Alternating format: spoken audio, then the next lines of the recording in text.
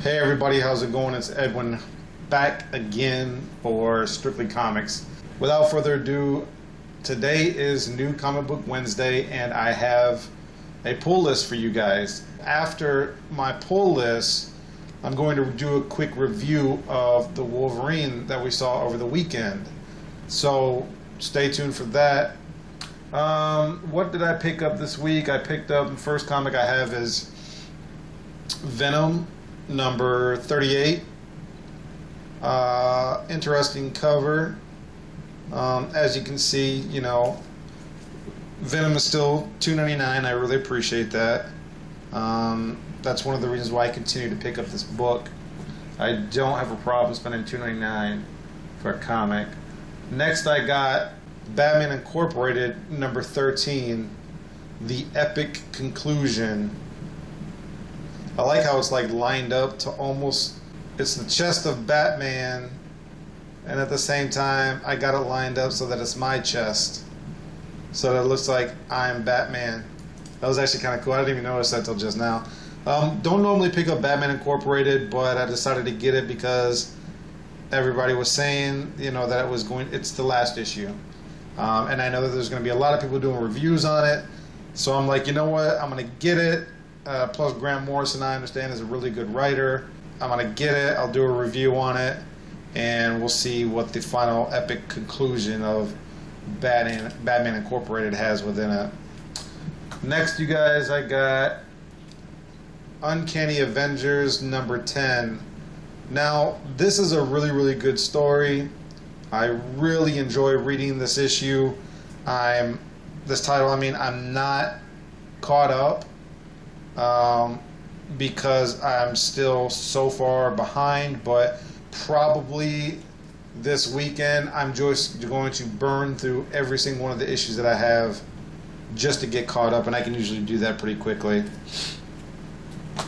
Next, you guys, I got What If Avengers vs. X-Men, the final issue of this miniseries, number 4. So far it's been pretty good. It's kind of funny because it's not really Avengers versus X-Men. When you look at this cover, it looks like Avengers and X-Men versus Magneto or the Phoenix Force. So that's pretty cool. And the covers on these issues aren't really that misleading. Also, you guys, when I'm done reading this, all 4 issues I will probably put on eBay as a lot for sale. I don't think I want to keep them. If I can get, you know, $8-10 for all 4 issues, I'm going to be happy with that, and I'm going to sell them. They're not going to be worth anything, and I do want to try to recoup some of the money that I spend on my comics, especially when I know they're not going to accrue any kind of value. I kind of went out on a limb a little bit and got this right here, Tom Strong and the Planet of Peril, number 1. Didn't really know about this book, didn't even know it was coming out, just happened to have seen it in my comic shop, and I was like, you know what, it's a number 1, I'm going to get it, I'm going to check it out, I'm going to do a review on it. So we'll see how this book turns out. Hopefully it's good, you know. Never heard of Tom Strong. Next, you guys, I got Batman Annual number 2. Now, I know a lot of people are going to be getting this book. There's probably going to be a lot of reviews on it. You know, another Batman issue. Not really big on the annuals, but I got this because I heard it was a part of Zero Year tie-in. And I'm actually really enjoying the 0 year, so I decided to go ahead and grab this. Not big on spending $5 on a comic, but yeah, I decided to go ahead and pick it up. Speaking of $5 on a comic, you guys, I know that Planet of the Apes came out today, and I almost got it. I was actually going to get it. It was a number 1 issue. I'm like, you know, I'm going to get this. I'm going to read it. I'm going to do a review on it. But it was $5. I flipped through it, and it is 30 pages of comic. Is it worth $5? I don't know. It wasn't worth it to me. Especially since I'm doing reviews and I'm on YouTube, I'm spending a lot of money a week.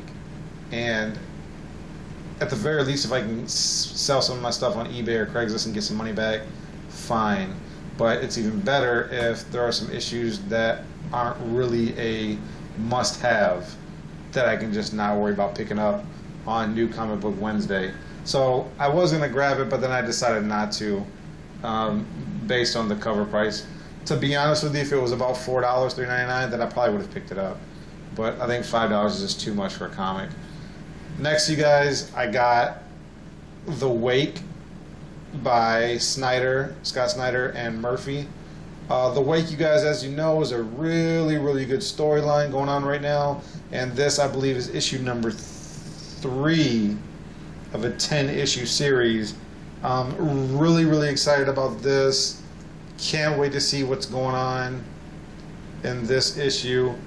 Definitely look out for a review of The Wake, issue number 3. Next, you guys, I got number 24. This is actually City Fall Story Arc Part 3. You know, out of all the reviews that I've done, I got about 85 videos uploaded right now on my channel. And I have more views on Teenage Mutant Ninja Turtles, this story arc, than any of my videos. I think I have about 140 or 150 views just on, I think it was part 1. And I think I have quite a few on part 2 of this story arc. So I'm definitely going to do a review on this and post it on my channel. So definitely look out for a review of TMNT number 24, which is City Fall Part 3. And then finally, you guys, I got Pandora number 2, which is a part of the Trinity War. So far, the story arc is really good. As we saw in the last review that I did, Pandora wasn't really in that issue. It had like maybe a couple of panels with her just kind of like, you know, she's kind of running away from everybody and everything, trying to figure out what's going on. I'll probably do a review on this one as well, so definitely look out to that. Look out for that. That's all I got, you guys, for this week's pull list. Only about 9 comics, not really many, but I didn't spend a lot of money either. It would have been more. Actually, there were more. I had to leave 3 of them in my box because I just didn't want to dish out that kind of money in 1 week. But yeah. Okay, now for the Wolverine movie review.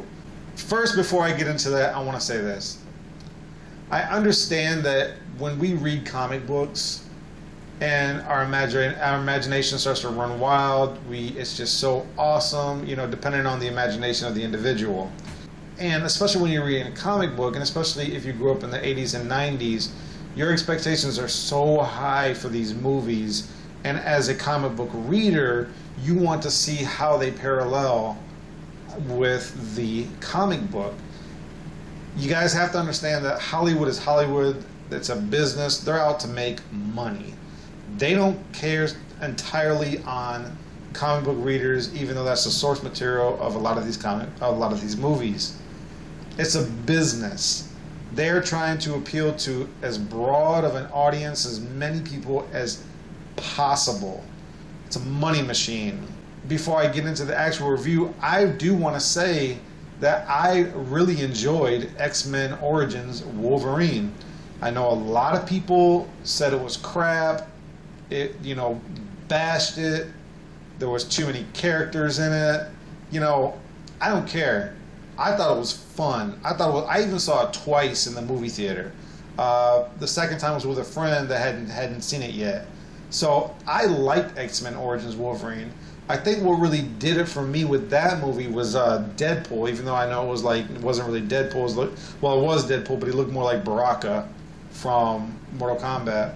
That's kind of what it did it for me. I like Ryan Reynolds, saw that he was Deadpool, and then at the end there, you know, he was basically, you know, a mind-controlled zombie or whatever. I liked that movie. Now, I say that because everybody is like, it was crap. The new Wolverine movie that's out, they're saying that this is the actual first Wolverine movie because the other one nobody really cared about. Well, I liked it a lot. We saw the Wolverine over the weekend, and I was actually going to do a review on it. We saw the Wolverine, and it was a really good movie, especially all the way up into like the first 30 to 45 minutes. It was just action-packed. It was good. The story was good. It kind of went down a little bit toward the middle there, but not a lot. The Wolverine was a very good movie. If you're really into samurais and stuff like that, sword fighting, this is a good movie for you. Also, I like the fact that because it was in Japan, there were not a lot of white people. Hollywood didn't try to water it down by putting a whole bunch of white people. You could tell like some of the extras, some of the ninjas, were white people just in ninja costumes. But it was a really good movie.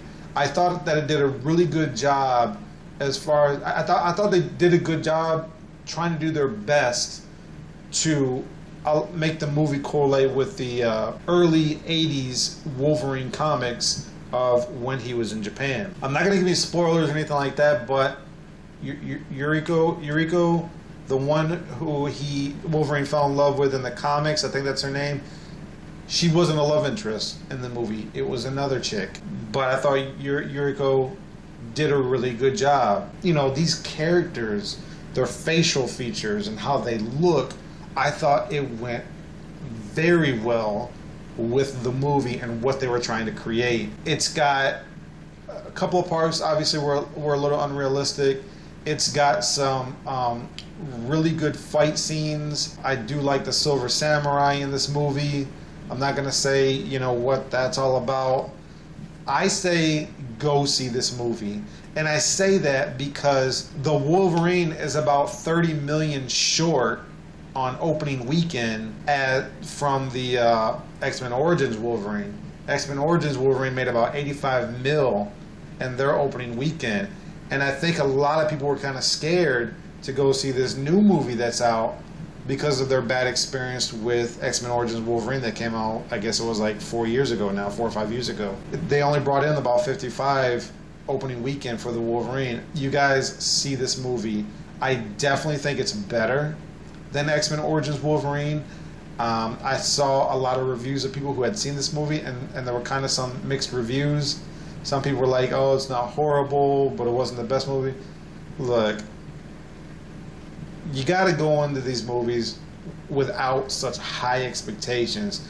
Hopefully, at least that will help you enjoy the movie that much more if your expectations are lowered just a little bit. I even saw, behind the trailer, Grace Randolph's review.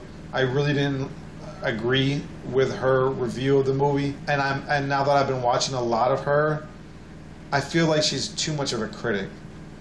And she's too much of a critic and not so much a fan of these comic book movies. And a lot of the movies that she says she likes, I did not like.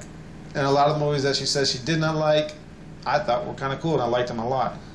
I just bring that up because I'm just giving you my opinion. I feel like I have a pretty good judgment when it comes to movies and stuff like that. If a movie I feel like is crap, I'm going to tell somebody like, that movie's crap. Like that movie, The Wanted with Angelina Jolie. Somebody was like, you should go see that movie. It's awesome. I went and seen it. I was like, this movie's a joke. That movie was crap. So I feel like the way I gauge movies, I feel like I have a pretty good judgment as far as what movies should be graded as. The Wolverine, I'm going to give it a 4 out of 5. I thought it was really good. I definitely think it's worth seeing. It's got a nice little twist at the end. There's not like a whole lot of special effects, but sometimes in a lot of these good movies, you don't really need to have a lot of special effects. It was really, really good the way that it was. One of the main villains, what's her name? I forgot her name. I felt like they could have had maybe a little bit better villain, instead of her. But anyways, I'm rambling. I don't want to ramble. These videos get long. I got to shorten this down a little bit. Wolverine, 4 out of 5. Check it out, you guys. Share these videos if you're able. Don't forget to comment, like, subscribe. As always, you guys, keep God first in your life. Enjoy your comic books, though, and your movies. And God bless you guys. I'm out of here.